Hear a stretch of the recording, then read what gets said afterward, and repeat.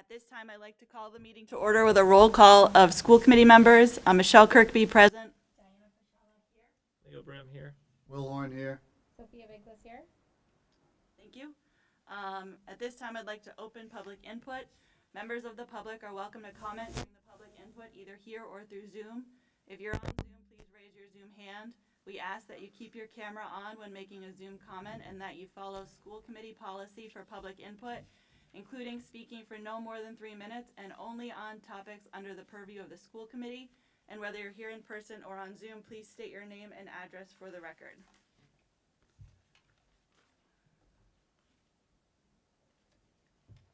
Hi everybody, Chris Potts, 7 Curve Street. Sorry, I'm a little out of breath. I wanted to just shift gears a little bit with my comments because I think it's really important to recognize that I think the school committee has done a great job. I think, Michelle, you've done a great job as chair the last couple of years. I mentioned that in the email. Sorry, I have to catch my breath. Take a minute. Yeah, take a minute. Relax. Right here. So I really want to make sure that's absolutely sincere. I mean, I've noticed a lot of wonderful changes in the last couple of years. The only two things that I wanted to make sure to mention tonight was the importance of designating school committee members for the next round of contract negotiations. We've always had a committee that was appointed to do that. I was at the warrant committee meeting the other night, and sorry, there's a lot of just concern about the financial impact of that. So I think having the designated school committee members, as we've done in the past, would be really important. The other thing I would mention is, you know, as we're looking toward the new school and the importance of community engagement, I do really think that the superintendent advisory meetings should be open to the larger community. I think as you're trying to build awareness about what the school does, finances, the building project, that restricting that meeting to only parents really does a disservice to your desire, to your strategic goal for community engagement. And I'm gonna tell you, I don't plan on going to those meetings. It's just, you know, I got too much on my plate these days, but I really feel badly that those are not open to the community at large. I don't think you're gonna get an outpouring of people that are coming, but it is yet another avenue for you to engage the community beyond parents. And I would really like to see that. I think that's important. You know, also, sorry to backtrack on the collective bargaining. I also think it's really great if you guys, as you go forward, just can keep it on the agenda, you know, in terms of giving a status report. It was very interesting. I was looking at the Rentham Silent Observers, that process that they're following. It's really interesting. And I think you know, you don't really know as a community member what happens behind those closed doors. And even just watching the Rentham recording was really educational, at least for me, you know, to say, oh, this is how it works. So I think anything you can do as that goes forward to educate the community about the process even would be really great. So that's it for my comments. Thanks. Thank you.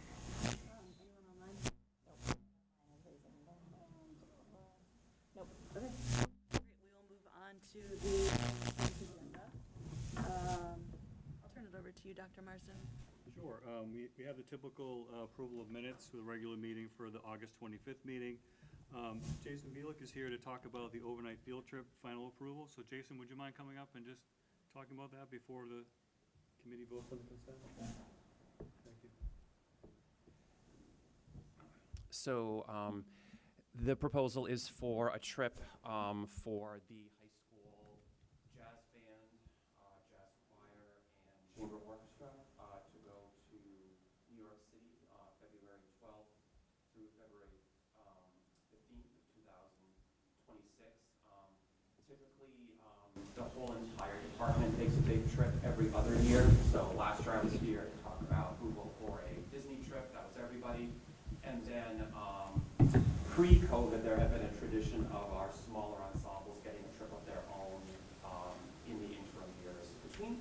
And so they would really like to return to that format. So I believe, did you all get a copy of this itinerary at some point that lists what is happening?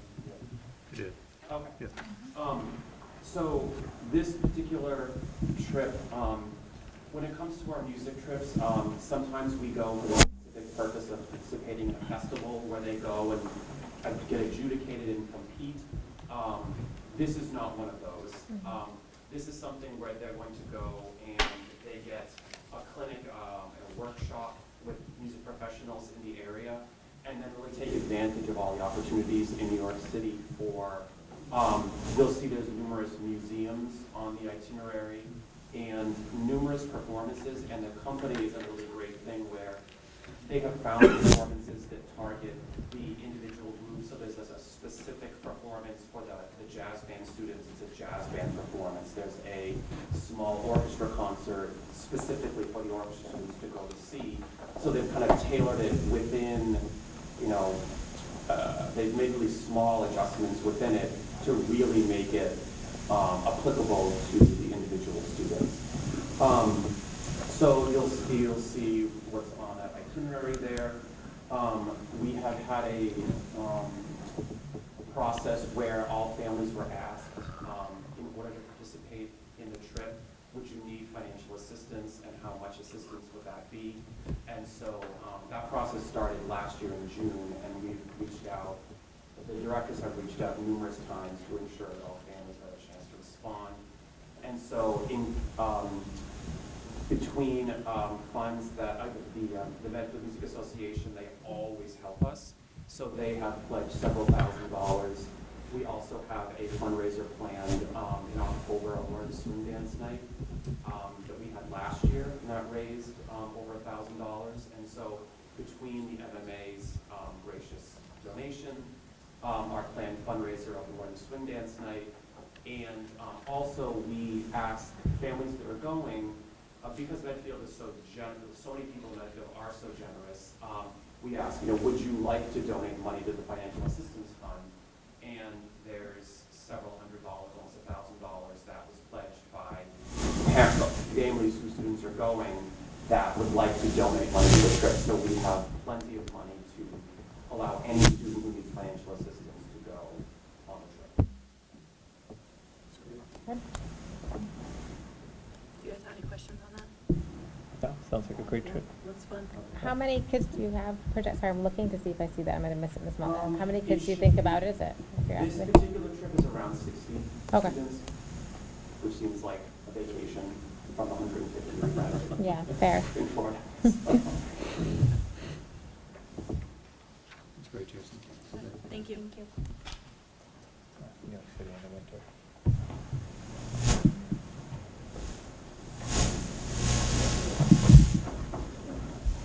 Motion to approve it? Well, we have to finish Oh, the sorry. agenda. My apologies, that's what I was doing, consent agenda. Yeah. So we also have a transfer of the student activity account from the high school. Inside your materials, you had a memo from Robert that articulated the several accounts where they're not being used anymore, or the club isn't involved anymore, and he'd like to just close those out and put it into student enrichment, which will help out kids. If it's someone needs funds for an event or go to a field trip, money would be taken out of that to use it. So the total would be $1,789.45 would be going from these 5 or 6 other clubs or accounts. So I ask that you approve that. And we have one more Donation. donation. The donation is for $2,035 from the Wheelock PTO. Was paid directly to Arts for Learning Massachusetts for the Tanglewood Marionette performance. Motion to approve the consent agenda. All in favor? Aye. Aye. Thank you. Passes. All right, so next up, we will move on to new business. And the first agenda item is the new start and time update. So we're currently on day 11 of school. The kindergartners are on day 8, and after tomorrow, we will have finished our first full week of school. The start to any school year can be an adjustment for staff and families as everyone settles into a routine. But this year, we have an extra puzzle piece to work around in that we've adjusted start and end times for everybody. So Dr. Marsden, can you give us an update on the transition of the new Sure, I mean, I start and end think times? you framed it perfectly, that a lot of the issues that we're having, and we've had the last few, couple of weeks have been the same ones we deal with every year. When there's transportation issues that historically happened at the elementary level, they were caused by the bus routes at the middle school, high school level. Now it's reversed. So we have some, some timing issues. It's actually, when you think about what we did and really changed the entire district and flipped their schedules so that in all 5 schools, it's really been going really well. I think my newsletter goes out tomorrow, and one of the things they put in there is that we know that it's not the perfect schedule for everyone. We understood that during this whole process for the last couple of years talking about it, but I think for the most part, anecdotally, we got some really good feedback on how it's going. We've got some people with concerns, which we do all the time, but I think the concerns that you see are the same concerns we have every single school year. I think back to the transportation stuff that we're dealing with now, not even close to what it was like when we went from a 3-tier system to a 2-tier system, 10 years ago. That was a situation where we had that 3rd tier just for Wheelock, and we put them together in 2 tiers, and that was a huge change. And I think it probably took us about 6 weeks to get that straightened out, and I think we're in pretty good shape with what we're doing right now. Michael has done a great job, adjusting some of the routes, changing some of the stops, doing some of that. When the bell rings at 3:10 at the middle school, high school, there's more than half of the buses out there right now, which is great.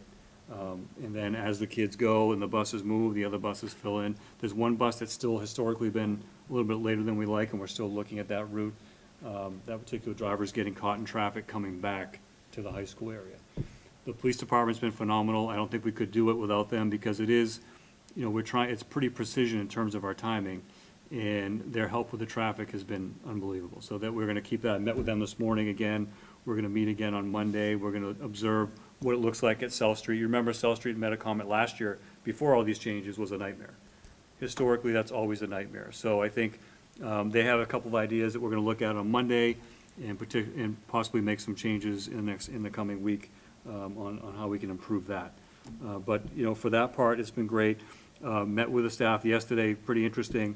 Everyone's just trying to figure out what time they get up in the morning, what time they get to work, because they're so programmed the other way. So they're kind of working through that a little bit. I mentioned to people that the goal of this was not to have you work an extra hour and a half every day because you're going to your old time and still coming in at that time. It's to really adjust your time and what you're doing. I had someone tell me yesterday, it's great, I go to the gym before work now instead of after work. So they're making these lifestyle changes based on, their work day, which has been really positive. I think elementary kids are tired in the first month of school, no matter what. So I think, I got a little bit of feedback of elementary kids are tired. Well, you ask Missy, she's been doing it for 20-something years. They're always tired the first month of school in these age groups. So I think that's, working through that. But all in all, really, really pleased that the way it's working. I've gotten a couple emails from parents saying my middle school, high schooler is just so pleasant to be around in the morning now instead of a zombie walking to school and that kind of thing. So really good feedback. My newsletter tomorrow also talks about how we're gonna give an opportunity for students, for families, and for staff to give feedback on this. So we're gonna wait obviously until the spring. We're not gonna do it 11 days into the process, but just to give people time to settle in and then get some feedback on it. But all in all, really pleased at the way everyone's come together to make it work for kids, and I think it's been a really positive change for people.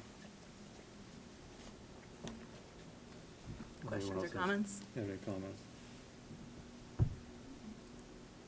No? Okay. Thank you very much. I would just also stress that as we, are in this kind of adjustment phase, patience and grace as we continue to move through and make tweaks where they're needed. So, Yeah, just the stuff that we're dealing with now is stuff we do with every year this time of year. Yeah. It's really no different, so. okay, next up we have the baseball field renovation. Dr. Marsden? Sure, Michael will go over that. So we know we've been trying to work on this for a couple of years now. Our baseball field that our middle school and high school uses is really a mess, and the infield is past its useful life. So Michael has worked with Rob Quinn and really tried to develop a really good plan to get this done this fall so that our kids will be able to play on new turf next year. So Michael, you just kind of go through that a little bit? Do you need I have it here, Michael, if you need it.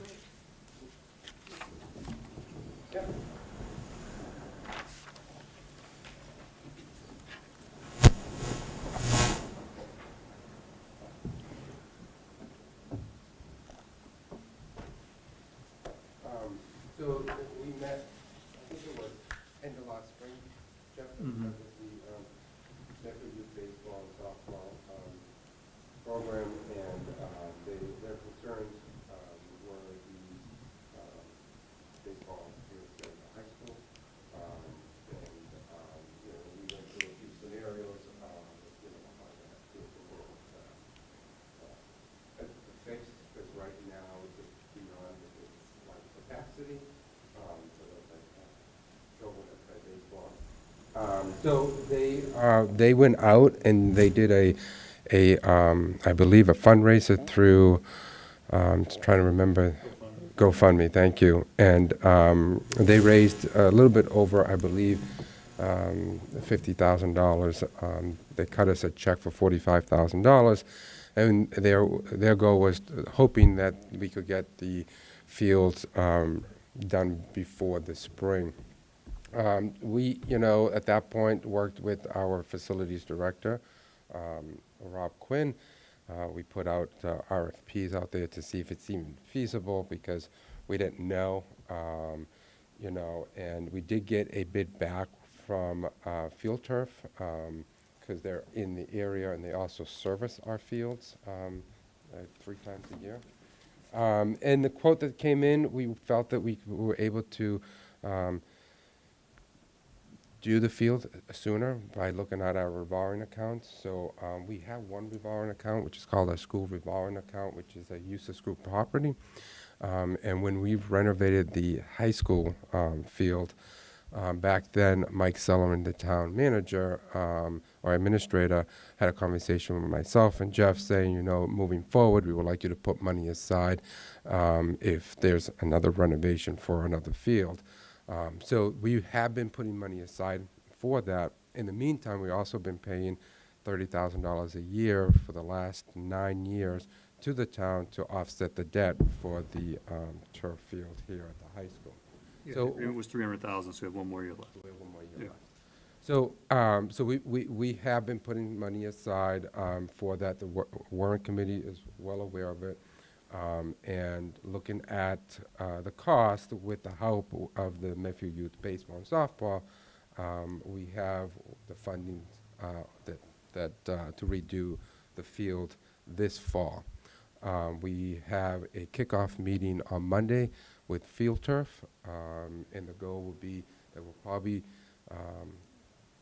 shut down the field within a week from the kickoff meeting, and the goal is to get it done before November. So that's what we're planning on right now, and then I want to just break down where the sources are coming from to do that field. So the Town Facility Stabilization Emergency Fund was funded for $51,900. Our Use of School Property Fund, that was we have $176,000 in that account to offset most of it. The $45,000 donation from Medfield Youth Baseball and Softball. Through our capital building municipality, the stabilization account, I should say, there was another $20,000 in there.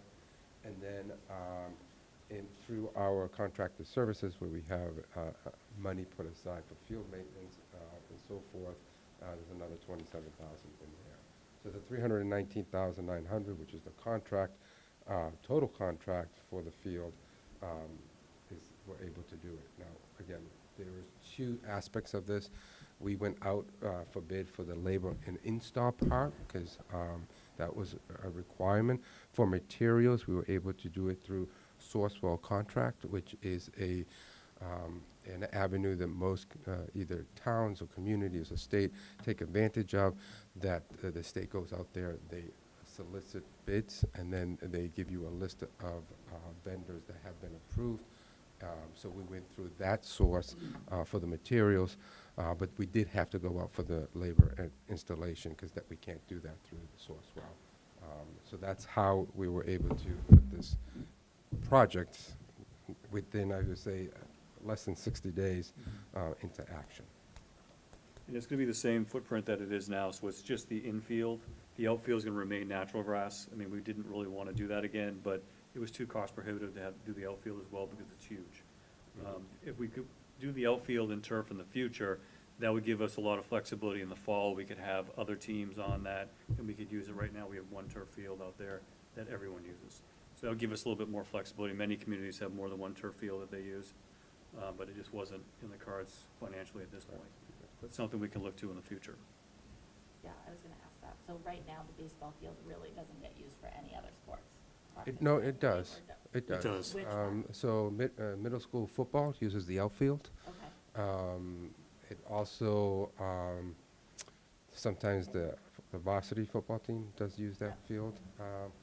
And then I believe there are some middle school programs during the day. There's recess and then Yeah. the Phys gym ed. classes that use that field Yeah. also.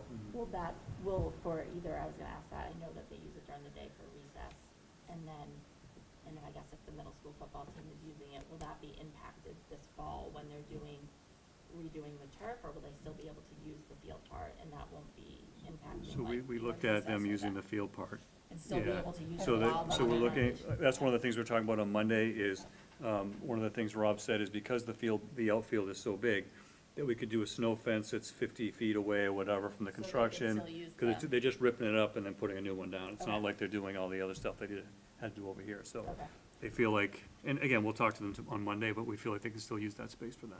Okay, And if they can't, we still have the softball field that kids could use at recess as well and for wellness. I'm not sure we're gonna have the football team on the softball field, but certainly we could look at that. Michael, the revolving account for school use, I'm assuming that's from rentals. That's all rental. Does that deplete that account, or does that leave? It does not, so I have to leave 30,000 for Or our pay- last payment to the town for the main field. And then we do still have some revenue in there, but the goal is to continue to grow that again, so when this field is ready for its renovation, that we can help out to reduce the cost for that one. And that's all building and field rental that goes into that account? Correct. and then out of curiosity, so the softball field, which is next to the baseball Mhm. field, does the high school softball team also use the baseball field for some of their games, or are they always on the softball No, field? they're always on the softball field, so I believe it, In what shape is the softball field in compared to the baseball field? Just because, right, like, we're A lot better. investing a lot for Yeah. a baseball, but then there is, There's no mound in softball. so that's, I know there's no Yeah. mound, I played Oh, high school, okay. but I just think sometimes it's like, we Correct. want to just be equitable in terms yeah. of how is their fielding holding up, and are we so that's a thinking about natural, having to replace that at some point? that's a natural turf field, which is a Yeah. little bit different than artificial field. Right. It's all dirt.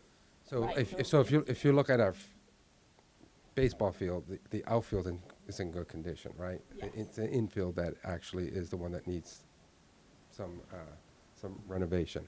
But the softball field, I want to say was 2 years ago, we did partner with, it was Medfield Youth. And we also Softball. had a parent of a softball player Correct. that donated a lot of money and time Correct. and materials Correct. to redo that field. So we. I'm we- just yeah. asking to make sure we have like sort of equal types of field For sure. for Correct. all of our students. Yeah. So we spent money 2 years ago. Actually, 50% of that cost came from the school department. The 50% came from a parent and the youth program. Thank you. Yes, that question. Okay, that's fair. Yeah. I didn't know. All right, next up, we'll turn to the Dr. Marsden and the Wayfinder SEL program. Sure, I have two presentations back to back. Michael will run through, I'll bring my computer up here. The first one is our Wayfinder SEL program. As you know, one of our strategic initiatives, once I get up here,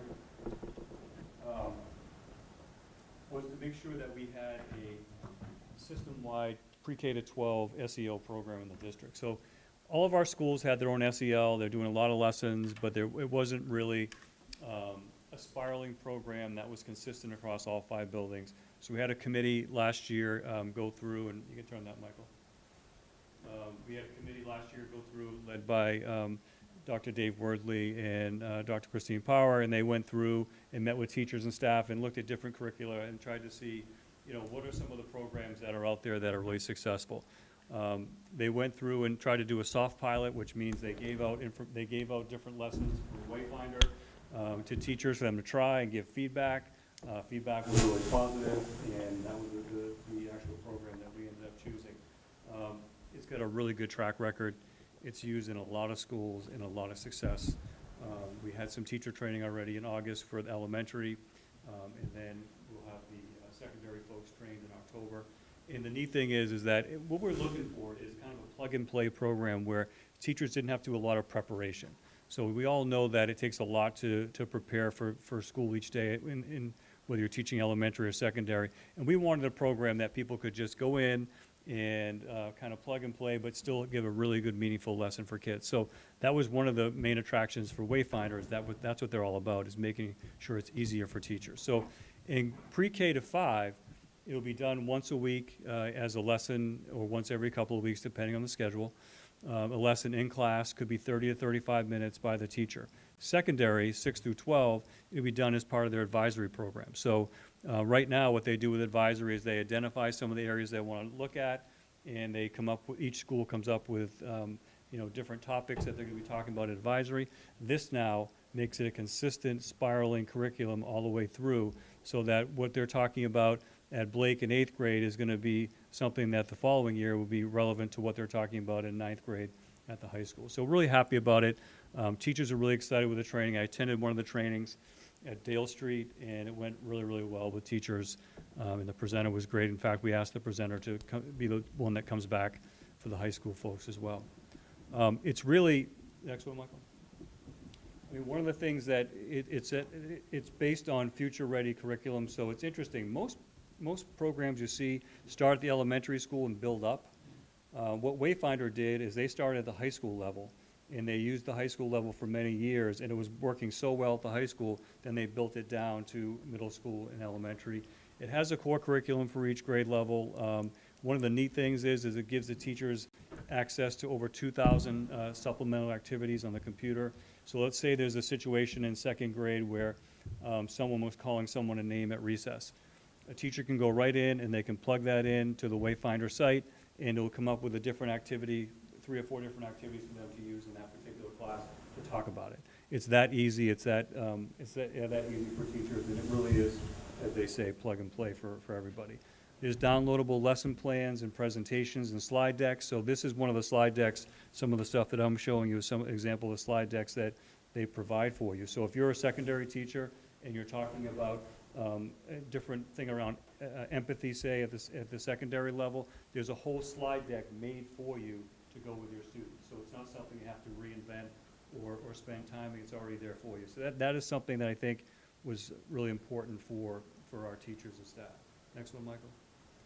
They do a good job. This is their future-ready core skills: purpose, self-awareness, adaptability, empathy, collaboration, agency, and all the lessons are around these particular topics, which, again, spirals pre-K through 12, so it's always coming back to those core principles in the lessons. Okay, Michael?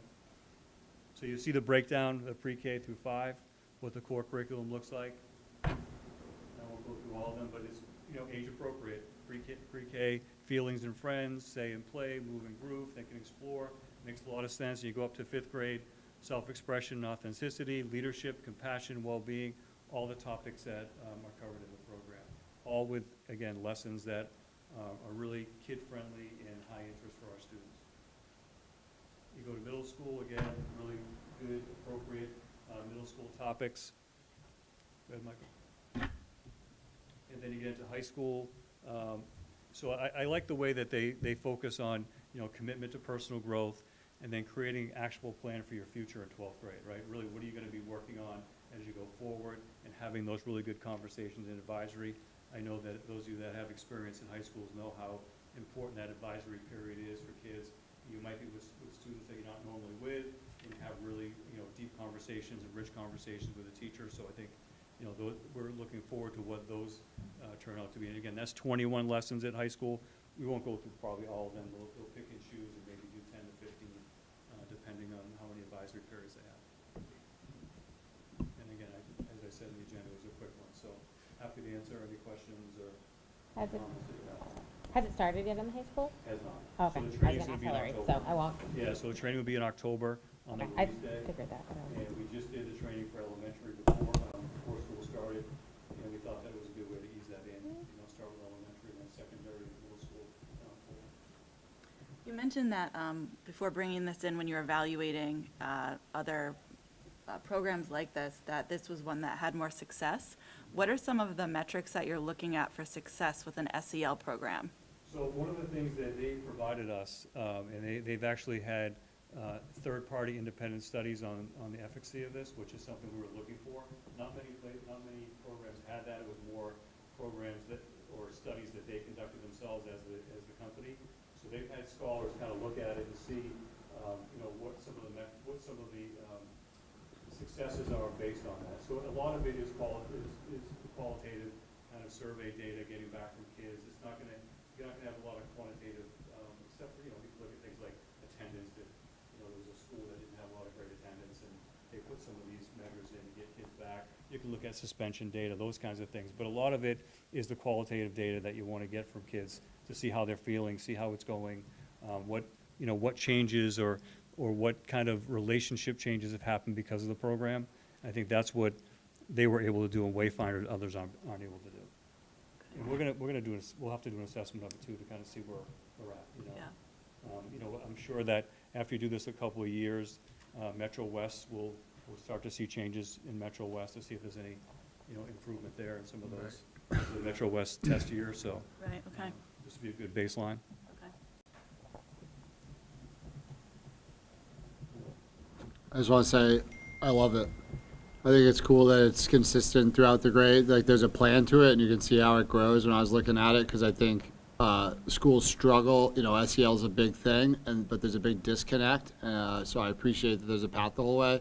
And frankly, I appreciate that our teachers are getting trained on it, because that also doesn't happen all the time. So they'll be comfortable. If they're comfortable, they can do a good job with this. Yeah, and it really came from them, and we meet, I meet with teachers in the faculty advisory every month, and one of the things that they were talking about is we're doing all these great things at all 5 schools in SEL, but they're not connected, right? And it would be so much more meaningful if they were connected and we're all talking the same language and kind of, doing similar lessons so the kids know the language, and that just made a lot of sense. That's when we put this as a strategic initiative in the plan, and it made a lot of sense to move forward with it. I also appreciate that it has like a high school component and started with high school, because so many of the SEL programs are all Right.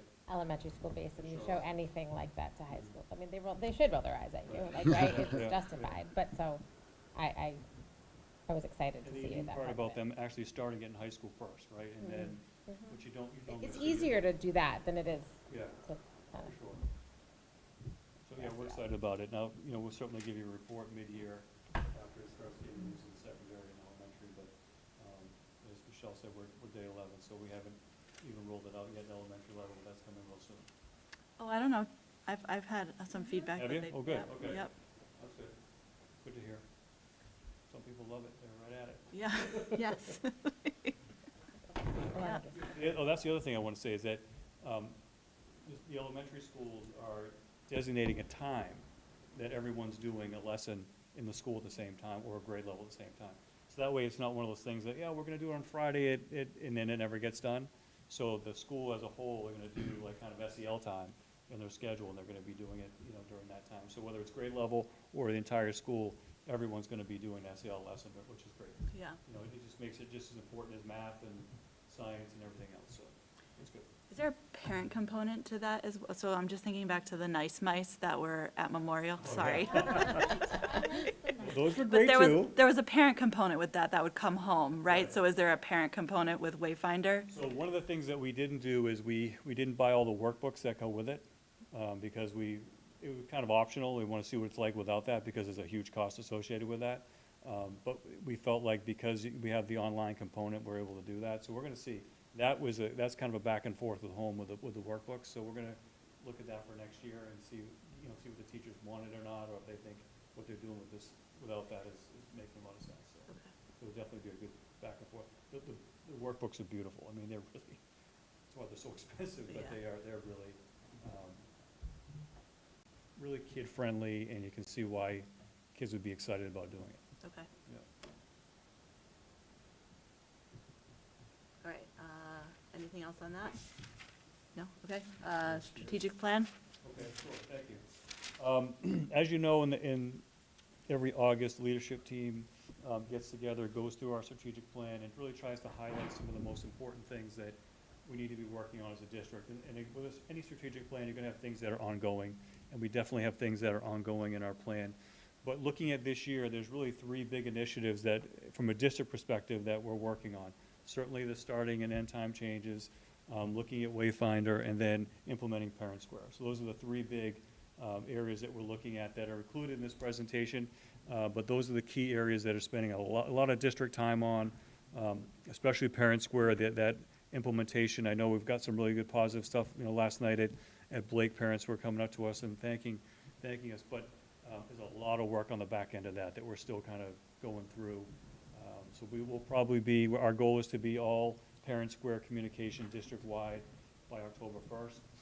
And we're getting pretty close to that. So I think we'll probably carry it into October a little bit, but the newsletter that's going home tomorrow from central office was done on Parent Square. The principals are all doing Parent Square newsletters. The teachers are sending home stuff on Parent Square. So we're getting there, but we're gonna make that full transition at some point in October. But the back end stuff that we've been working on is really a lot of work. Do you have a percentage right now on how many parents are using the app? 50%. We're at 50 right now? Yeah, we're Okay. 50. Yeah, so I put that in the newsletter too. Okay. What do you say by using? when you- Does that mean they've logged in successfully, or have the they've app. set They up have their the app on account? their, yeah, Yeah, they've just the downloaded app. the app Yeah. and are using the app. So the neat thing about Parent Square, if someone doesn't want the app and we send home a message, they still get it through their email.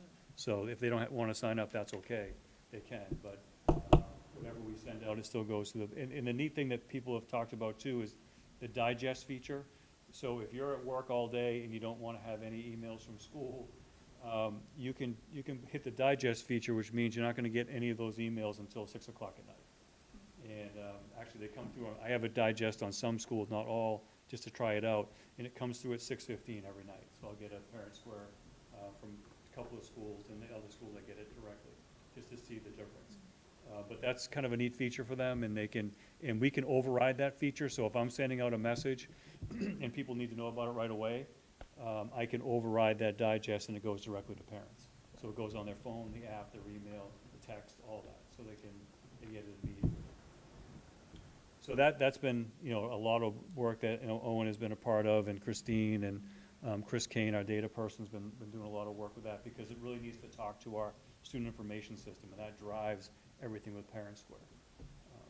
And then is there, so you obviously have access to all the parents, but do you have like securities on it? So like certain Yeah, users can so only there's 4 of us that message? have that access. Okay, Yeah, and then everyone other else- people get given like access to their distribution yeah. list, almost? Yeah, so if you're a Exactly. teacher, you get just your classes and your class parents and all of that, so you wouldn't have access to everything. Right, so we, Principals have access to the whole school. right, but that avoids right, like extra people getting emails they don't Right, need. right, yeah, exactly.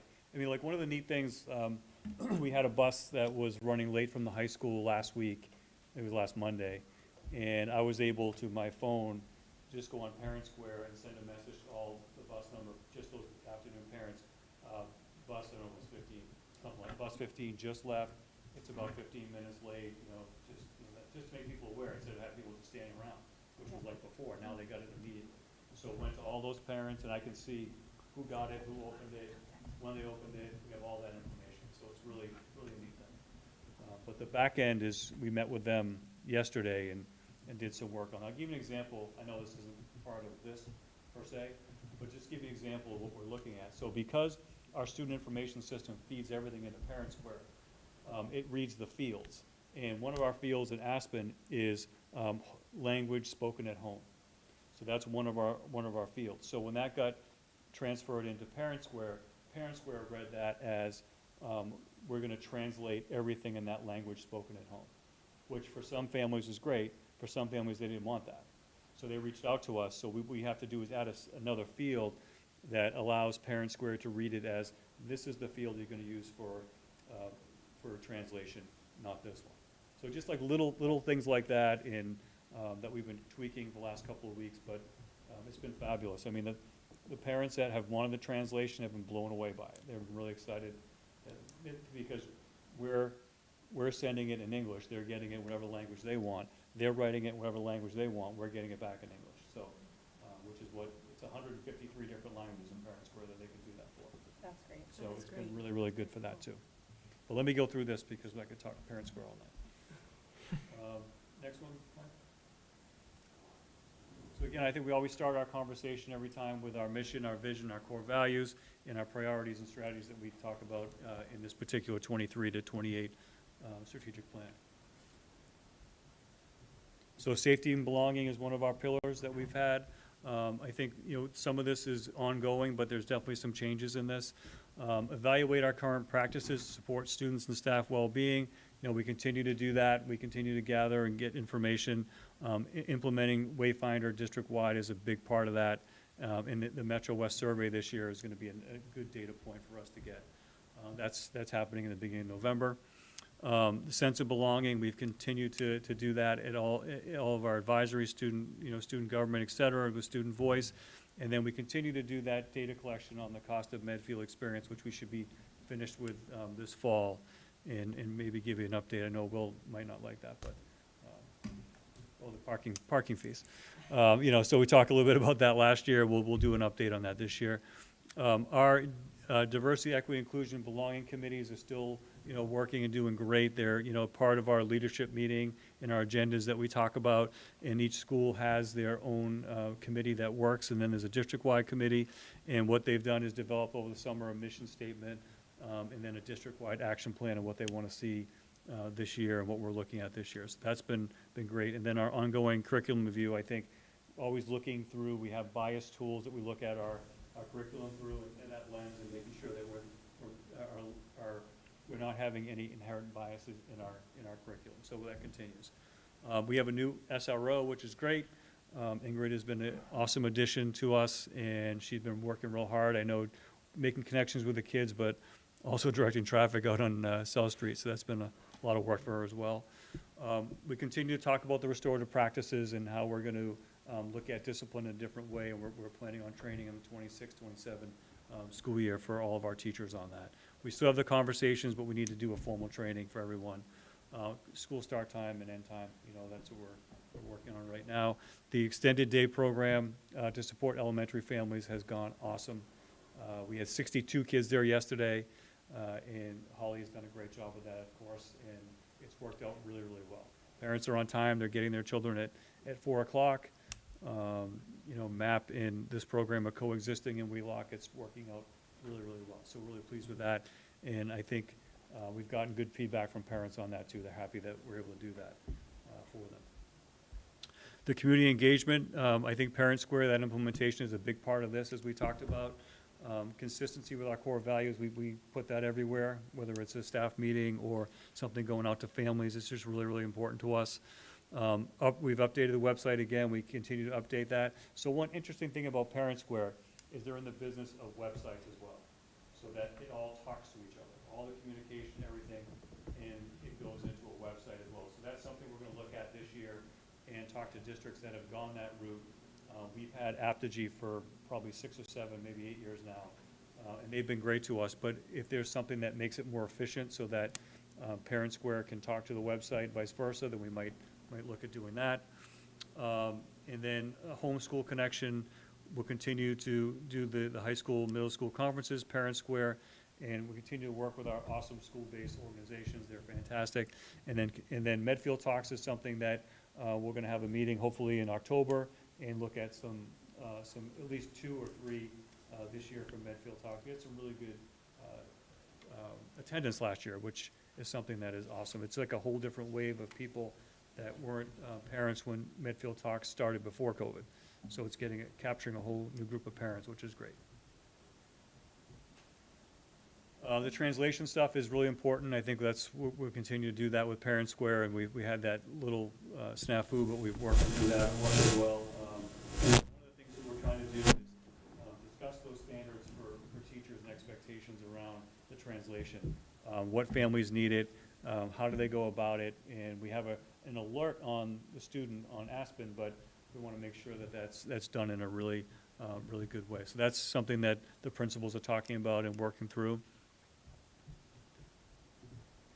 Curriculum instruction and assessment, a lot here, as always.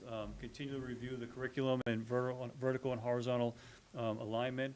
One of the neat things we did at opening day this year is we had the entire language arts vertical team go up in front of the entire faculty and do an awesome presentation on the work they did last year. It was neat because they showed the progression from kindergarten to 11th grade, so everyone could see that. So it was a writing prompt, was the example they all used, and they went through how they did it, and everyone got to see what the progression was. And everyone was shocked at the progression from kindergarten to, it was second or third grade. It was a huge growth in kids and their writing and what their understanding is. And it was good for everyone to see, because I think, you know, when you're a high school person, you sometimes forget what elementary does and vice versa. So it was good for everyone to be in the same room and see that. One of the things that we're going to bring to you this fall is our AI guidelines. So as you know, we worked with MIT last year and put together some guidelines. I think those of you that went to MASC last year, they said that guidelines were the way to go at this point, because it changes so rapidly. The policy will be changing like every, you know, few months. So the guidelines we put together for not only students but teachers, and it's pretty comprehensive. And we just have one more round of feedback before we bring it to you folks publicly. Curriculum maps are being updated online, so you can go to Christine's website on her part of the website, and there's a lot of curriculum maps updated. They've done a lot of work on that. Part of what NEASC is doing for the high school is asking them to do some more of the updates on the curriculum maps, and teachers will be working on that this year. The professional development, I think, providing those opportunities, AI, DIB, MTSS, and then we have the mandated training partnership with ArcsEd, which is a local company that I think has most of the school districts now. They put together this really good package on the mandated training that teachers have to do every single year. They put it together in an easy way to digest, in a way that teachers can do it on their own time. And instead of just looking at a presentation from an administrator, they get to pick when they want to do it. It's really, really well done. So our first year was last year with that. We're doing it again this year. The social emotional learning curriculum, again, there's Wayfinder. We've talked a lot about that already with the staff training. We continue to document some of the work that we're doing with the transition between schools. Next one, Michael. Finance, facilities, and personnel. So some of the budget strategies that we're working on, we said long-term, we're looking at the energy efficiency. So the solar canopy at Memorial is open. Michael, do you know when that's going to be turned on and hooked up? Waiting on final inspection. Final inspection from the town? Okay. It's already, I think the electrical piece, everything's all done. We're just waiting for that final inspection for the town to do I that. would think we would be high on the priority list for the inspection, I mean. Yeah, I mean, the one at Blake took forever too, so. I know, I'm just saying, Yeah. I would think the town would coordinate. Well, every sunny day we're losing money, so. Yes, exactly, the town has already paid the money. Yeah. You know, continue that partnership with the town and the warrant committee as we, you know, go through our budget season for FY27, successfully negotiate Unit A successor contract, and I put contracts because we don't know whether you folks will want to entertain a 3 and a 1 like we've done in years past, or just a one contract for 3 years or whatever. So haven't got to that point yet, but hopefully we'll get there soon. The capital plan, the townwide capital plan, the second one since we've, you know, for the last 8 years, has been completed, and we continue to implement some of those things that we need to do. Again, Dale Street, we know what's going on there. Hopefully, move that forward with MSBA and get that done at some point. And then, you know, the new revenue streams, I think that's something we've talked about each year, is look at the establishment of additional fees, things that we need to look at. And the last part is looking at our technology strategies. So a couple of things for FY26 and FY27. So we need to look at some MacBook replacements. There are a lot of them at end of life right now for our staff, so looking at doing that for FY26. Additional Wi-Fi access points at end of life in FY26. In the next couple of years, an additional 140 access points in FY27, and then we have end of life security cameras district-wide in FY27, and then their interactive projectors. So Owen's done a great job, you know, working with the capital committee to do some of this work and get some of the money to do some of these projects, because it's just ongoing, you know, every 5 to 10 years, a lot of these access points and projectors and cameras, et cetera. So we're looking to do that for FY27, so that'll be part of what we present to you in January for the public hearing in our capital planning budget. And then lastly, in addition, for the second year in a row, continuing the work around the technology task force, Mobile Technology Task Force. They did some work over the summer. We're gonna get together in October again and start that group together.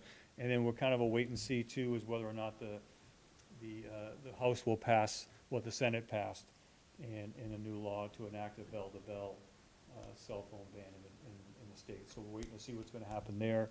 I know that there's lots of thoughts around that from educators and politicians. You know, everyone has an opinion, but we'll see what happens. I think the Senate bill came out really good in terms of changing some of the language they had in their beginning, and now the House will, you know, do their thing and hopefully get that to us sooner rather than later so we can make some plans for it.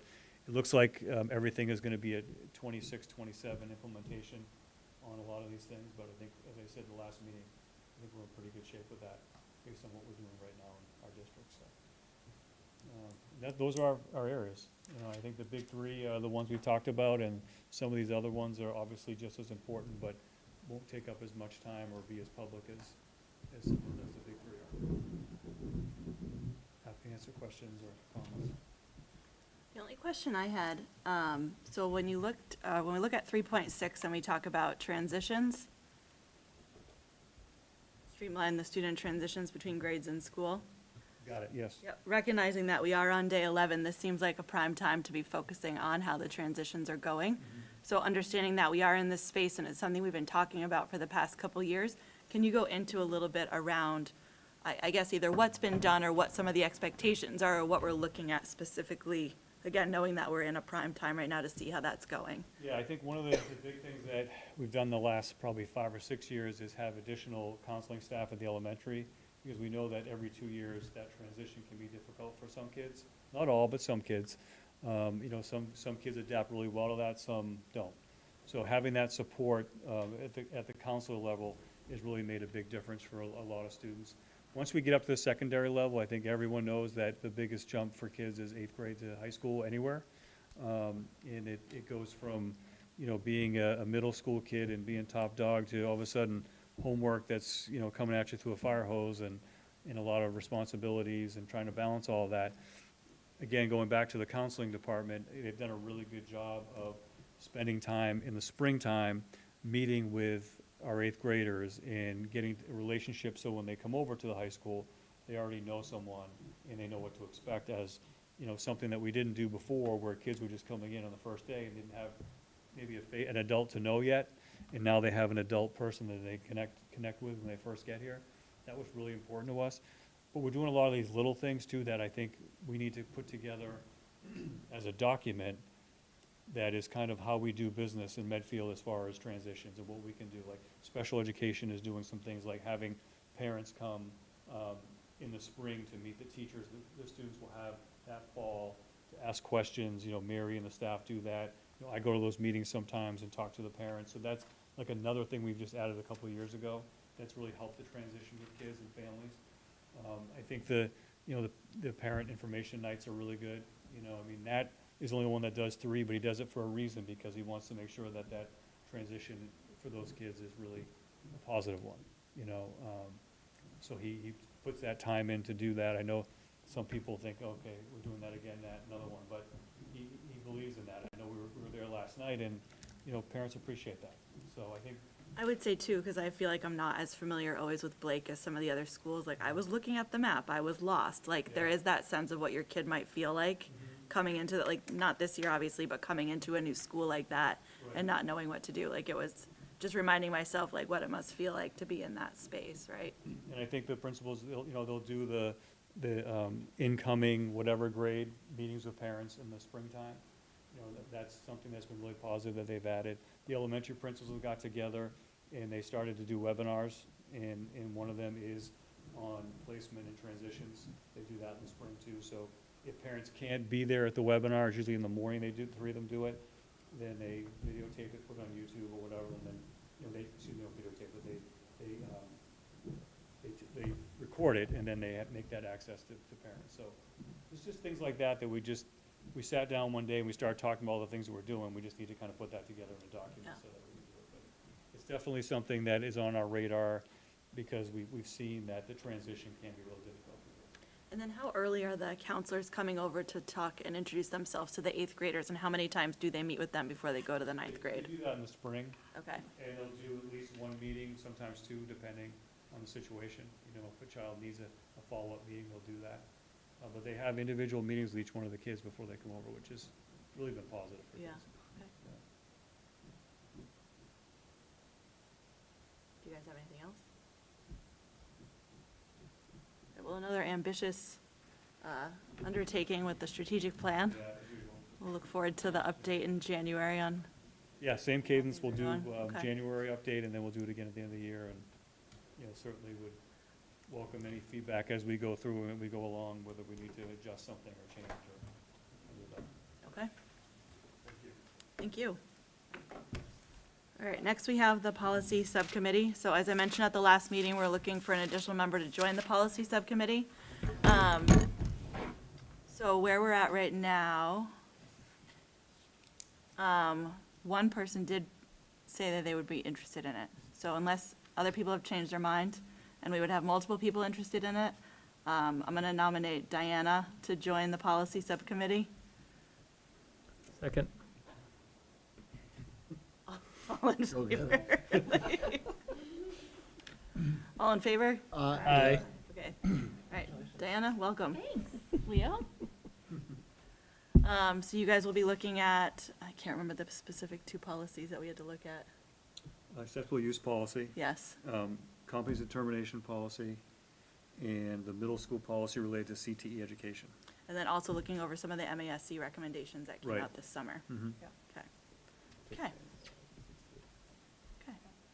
And then capital budget committee, school committee designee vote.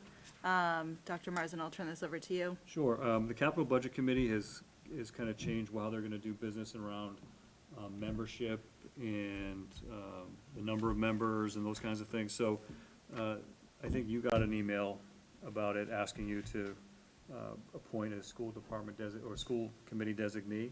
You know, I think, you know, Michael's a town resident.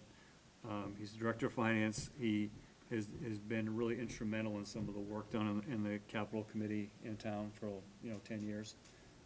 I would recommend that Michael be the person that you appoint to that committee, but you can certainly choose to appoint anyone you want, but I think he's just done a great job with it, and, you know, he doesn't just, and, you know, I watch the meetings, I'm not there.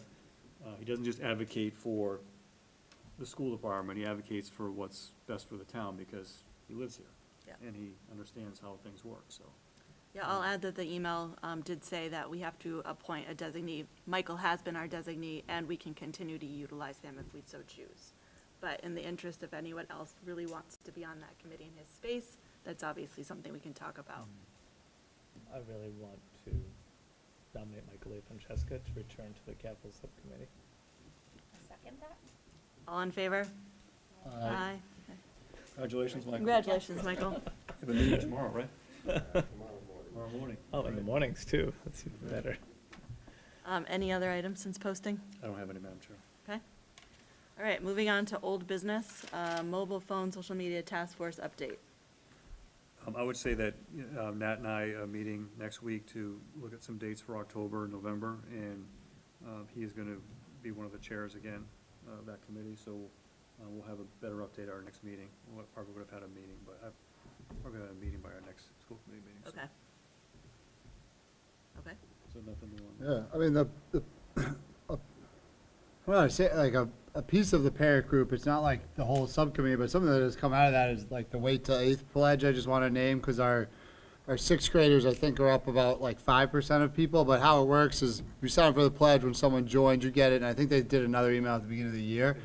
And I only have kids in 6th and 7th grade, but the 7th graders, it was over 20 kids, so it's like 10% of the kids now that we're pledging to not get kids' cell phones. And I just named that because that's getting to a number where it's like no longer everybody, right? Because that's like one of the hardest parts of this thing is, you know, your kid will come and say everyone has one. And all of a sudden, the seventh graders, I only have access to 2 grades. I think it's even more in the younger grades. But all of a sudden, it's 20 kids. That's 10% of the class. It's not everybody anymore. So I just want to name that. And I think that committee gets credit for that. So. Absolutely.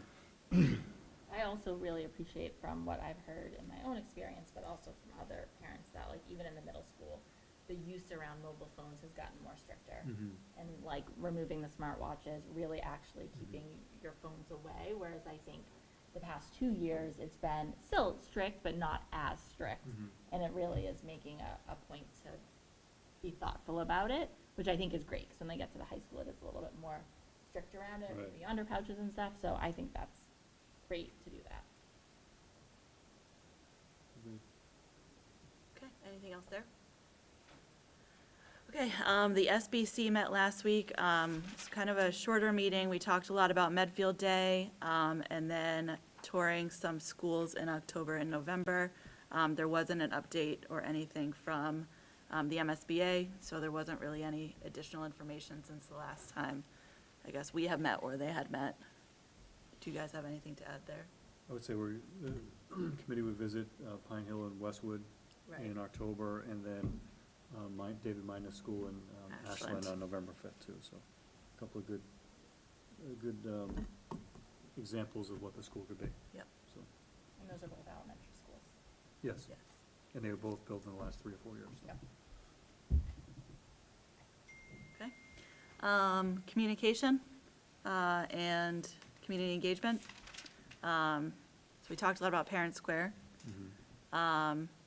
Pin nights, we've had 8th and 7th grade so far, right? Right. I thought I was at 7th grade last night. I thought it went really well. I enjoyed hearing from all of the teachers and getting that short little condensed schedule to kind of go through and see how things were. So yeah, I enjoyed it. Yeah, next week's the big week. It's, Yeah. Yeah. It's all three elementaries, and then the week after is high school. Yeah, week after is high school. And then 6th grade. In 6th grade. Yeah. And then if you haven't already, reach out to your PTO, MCPE, MMA, CPAC. Just touch base with the presidents. I think I sent out an email with everyone's email addresses, right? So you should be able to contact your person. Can I just put something out there so CPAC, they have the Meet the Leadership in Medfield Special Ed. So if you have questions, I think that'd be a good night for you. It is October 21st at 7 p.m. in the Blake Library. Again, it's just Meet the Leadership in Medfield Special Ed. So that'd be a good thing if you have questions, concerns, comments. Mary and more members of her team will be there. Dr. Marsden, will be, some of these reminders for these be going out to Parent Square? Yes. It'll be on the agenda, it'll be on the newsletter tomorrow. With some, and then some calendars that you can add to your calendar. I think that'd be an excellent feature to make that available, the add to your calendar piece. 'Cause Yes. many of us live and die by our calendars. For sure. So, electronic calendars. So, although some people in my household. Some people do live and die by the other ones too. They write it down on that calendar on the wall. They do. Anything else on communication, community engagement? All right. Hillary, do you have an update for us? As far as student council, we have the freshman kickoff this Friday before the football game. So we're gonna have an ice cream truck, fun games, and pizza, and student council does this every year, and it's just a way to bring the freshman class together at their first football game and welcome them to MHS. And then we're still planning pep rally, which is coming up in October, so that's pretty much taking up the majority of our time on student council during our independent studies and our meetings and everything, so. When is the pep rally? It's October 10th. October 10th. Yeah, Okay. it's a Friday. Okay. And then informational items, we had the monthly enrollment spreadsheet. Did. You'll see enrollment, that's, I don't have it in front of me. I have it somewhere here. Andrew does a great job doing all this, and then I mess it all up. Mess it Oh, here all it up. is. Yep. I got it. So our total enrollment, 2,470. And you'll see that we still have the last of the two smaller groups that are coming out of high school, the 11th and 12th grade, of those last of the smaller groups that went through. And then after that, it's, 193, 186, all in the 180s and 190s. Fourth grade, still the biggest grade at this point with 204. And then we know that 2027, from our projections, is the big kindergarten year, so it's over 200 for that. Whereas this year's a small kindergarten, Yeah. like a very small Mhm. kindergarten. But then we expect next year, what's the projections for next year? 26 is high and then 27 is the highest, right? 27 is the highest Yeah. for like ever. Yeah. Yeah, it's a big projection. So we'll see if it happens. I mean, I think kindergarten's tricky because some folks hold their kids back and that kind of thing, so we have to, so if we don't get them in kindergarten, that big jump will happen in first grade if they're all here. Yep. Okay. So our next meeting is actually on October, does anyone have anything else? Informational wise? No? Okay. Our next meeting is on October 23rd, it's just printed wrong at the end of the agenda. Do I hear a motion to adjourn? So moved. Second. All in favor? Aye.